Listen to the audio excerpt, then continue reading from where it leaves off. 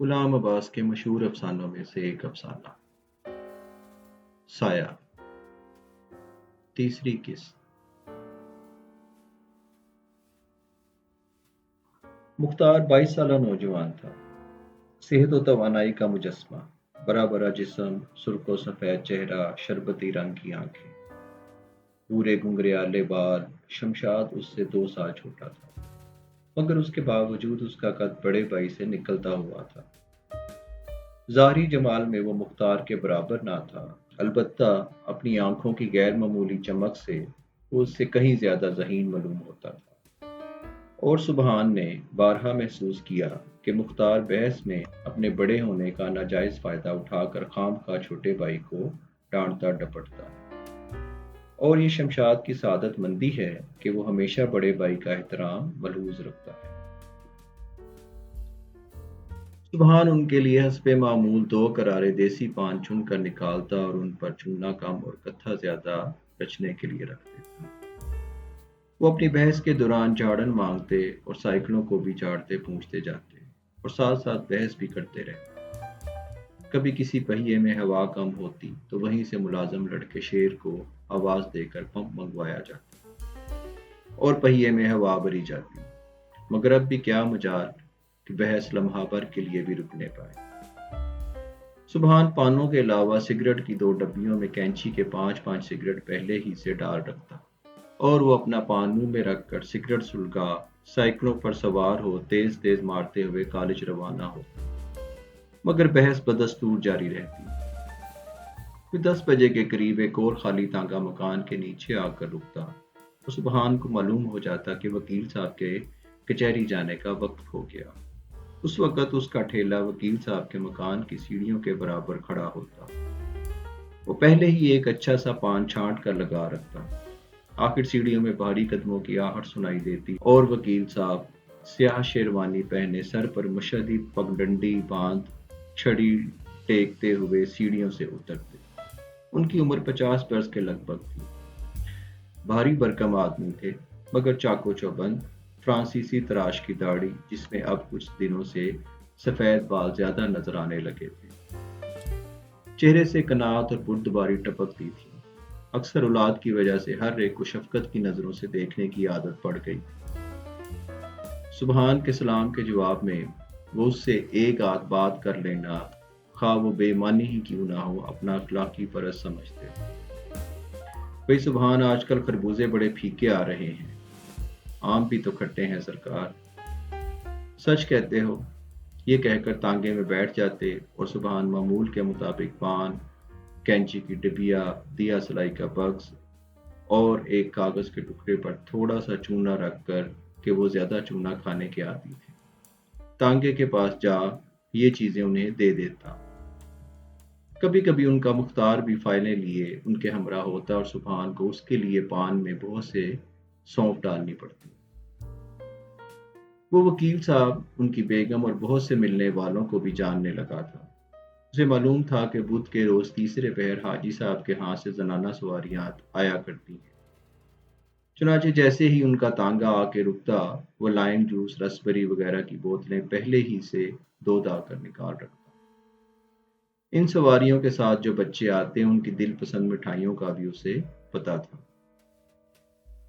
اتوار کے روز عموماً ڈاکٹر علیم الدین یا خیر اللہ چائنا والے کے خاندان آیا کرتے۔ مؤخر الذکر وکیل صاحب کے دور کے قرابت داروں میں سے تھے، اور انہی کی طرح کثیر الاولاد، قریب کے رشتہ داروں میں جو کبھی کبھی ملنے آ جاتے اور جن کو سبحان اچھی طرح جانتا تھا۔ ایک تو بیگم صاحبہ کا چھوٹا بھائی تھا جس کی بازاری کی دکان تھی۔ جب کبھی وہ آتا، کپڑے کا ایک آدھ تھان اس کی بغل میں ہوتا۔ یہ تھان کبھی تو وکیل صاحب کے ہاں ہی رہ جاتا اور کبھی وہ واپس اپنے ساتھ لے جاتے، اور دوسرے وکیل صاحب کے تایا جو بے حد ضعیف تھے اور اپنے بیٹے کے ساتھ شہر کے دوسرے سرے پر رہا کرتے تھے، جب کبھی یہ باپ بیٹے ملنے آتے تو دن بھر ان کے گھر ہی پر رہتے اور رات کو بڑی دیر میں کھانا کھا کر جاتے۔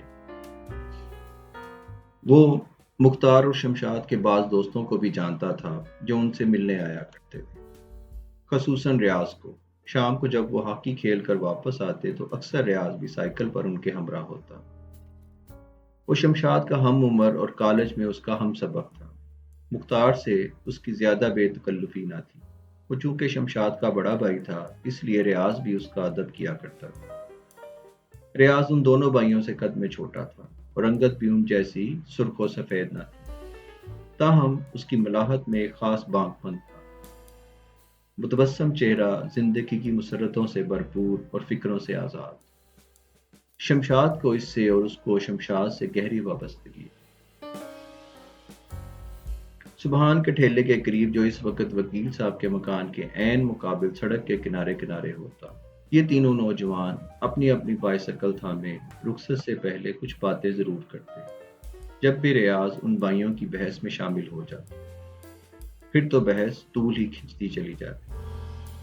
سبحان سے بار بار پان اور سگریٹ لیے جاتے، ریاض بار بار خدا حافظ کہتا، مگر رخصت نہ ہونے پاتا۔ غرض گھنٹہ گھنٹہ، ڈیڑھ ڈیڑھ گھنٹہ یوں ہی باتوں میں گزر جاتا۔ اس دوران وکیل صاحب کے مکان کی دوسری منزل میں، جہاں بڑی صاحبزادی کا کمرہ تھا، بار بار ایک رنگین سایہ چھتوں کے پیچھے حرکت کرتا رہتا، جسے سبحان کی کنکھیوں کے سوا اور کوئی آنکھ نہ دیکھ سکتی۔ وکیل صاحب کے صاحبزادوں اور صاحبزادیوں سے رشتے کے سلسلے میں جو لوگ آیا کرتے، سبحان ان کو بھی خوب پہچانتا تھا۔ ایسے موقعوں پر اس کی بکری ایک دم بڑھ جاتی، اور گھر کے ملازموں اور بوڑھی ماما کے ساتھ ساتھ وکیل صاحب کے چھوٹے لڑکے اور لڑکیاں بھی دوڑ دوڑ کر سبحان کی دکان پر سودا لینے آتے تھے۔ ان لوگوں کے جانے کے تھوڑی دیر بعد سبحان ٹو لگاتا کہ کہیں بات پکی ہوئی یا نہیں۔ وہ شبیر سے ہنس کر کہتا، پانچوں گھی میں ہوں گی اور سر کڑائی میں۔ شبیر حیران ہو کر پوچھتا، کیا کہا تم نے؟ زیادہ بنو نہیں ہم سے، سب خبر ہے ہمیں۔ شبیر اب بھی لا علمی ظاہر کرتا تو وہ سمجھ جاتا کہ اس کو واقعی خبر نہیں، اور پھر وہ ماما کی طرف رجوع کرتا، جس سے اکثر باتیں معلوم ہو جایا کرتی تھی۔ بڑی بھی وکیل صاحب کی سب سے پرانی ملازمہ تھی۔ ان کے سارے بچے انہی کی گود میں پلے بڑے تھے۔ ان کی اپنی کوئی اولاد نہ تھی، نہ کوئی رشتہ دار تھا۔ ان بچوں سے انہیں دلی محبت تھی، اور اس کی بنا پر وہ ان کے مستقبل کے بارے میں رائے زنی کرنا اپنا حق سمجھتی تھی۔ چنانچہ محبت اور سادگی میں ان کی زبان سے بے ساختہ نکل جاتا، نوجوان لوگوں میں رشتہ ہو تو مجھے تو یہ ایک آنکھ نہیں پاتے۔ پھر ذرا تامل کر کے کہتی، گھبراؤ نہیں، وہ دن بھی آ جائے گا، چاند سی بیٹیاں ہیں میری۔ اور سبحان سمجھ جاتا کہ ان لوگوں سے بات نہیں ٹھہری۔ یوں ہی کسی موقع پر افضل میاں سے کہتا، شہ بالا بنے گا میرا میاں، ہم کو بھی گھوڑی پر چڑھاؤ گے نا؟ اگر اس قسم کی کوئی بات گھر میں ہوئی تو افضل میاں شرما کر چل دیتے، یا معلوم نہ ہوتا تو کہتے، چپ رہو تم کالا آدمی، ہم تم سے بات کرنا نہیں مانگتا۔ ایک دن ایسے ہی موقع پر جب کچھ عورتیں آئی ہوئی تھیں، بڑی بھی پان لینے آئی، ان کا سانس پھولا ہوا تھا، مگر وہ بہت خوش معلوم ہوتی تھیں۔ سبحان نے ان کی طرف سوالیہ نظروں سے دیکھا ہی تھا کہ وہ پھٹ پڑی۔ کسی سے ذکر نہ کیجیے، خبردار، بڑی صاحبزادی کی بات ٹھہر گئی۔ کب؟ ابھی ابھی۔ کون لوگ ہیں؟ شہر کے مشہور ڈاکٹر ہیں، لڑکا BA میں پڑھتا ہے، پر خبردار کسی سے ذکر نہ کر بیٹھی ہو، 100 دشمن ہیں 100 دوست۔ میں نے گھر کا آدمی سمجھ کے تم سے کہہ دیا ہے، تم کسی سے نہ کہنا، بچوں سے بھی نہیں، نوکروں سے بھی نہیں۔ جاری ہے۔